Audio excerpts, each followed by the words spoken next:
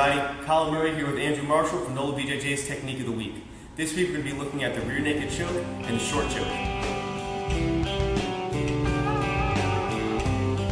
So I have my good back control here on Andy.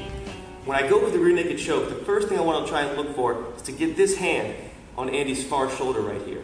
This is usually pretty hard because Andy's defending, pulling my arms down, so there's a couple little tricks I can do that are going to help me get my hand to his shoulder. First thing I like to do is I want to turn my body sideways.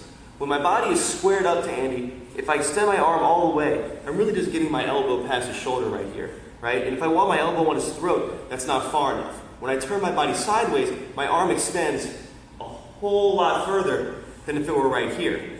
So I'm going to extend that. The other trick is I want this hand low. If I try and come up really high right here, if Andy tucks his chin, I'm going to be trying to choke his nose. And that's not exactly where I want to be. So I want to turn my body sideways and bring this arm as low as I can and slide it up to his shoulder right here.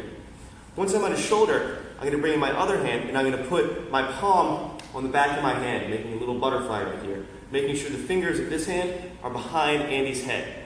Then I'm going to slide my hands until this hand reaches my own bicep. Now keep in mind, this hand is backhanding Andy's head. It's not cupping. If I cup Andy's head right here, and he tries to pull my hand off, it slides right off.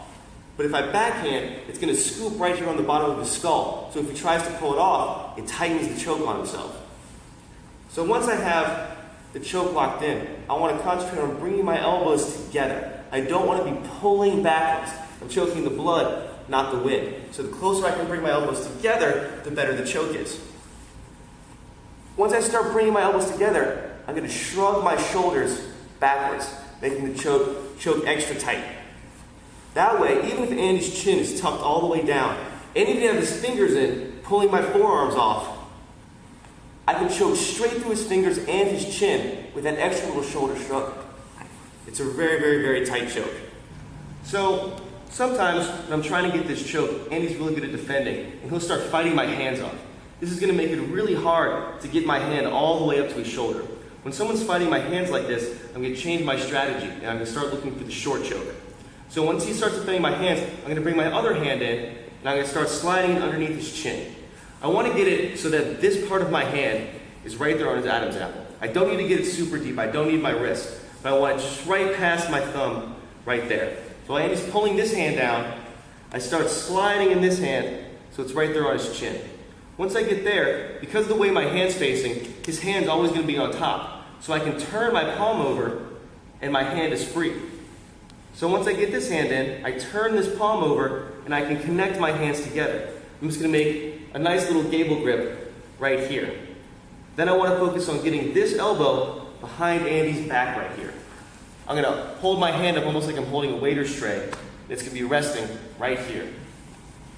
So he's pulling this hand down. I slide this hand in and turn this hand over. Come here, rest my elbow. Now that I'm here, I'm going to put pressure down with this elbow and pull this elbow back for my short choke. I'm Colin Murray, this is Andrew Marshall. Thanks for watching.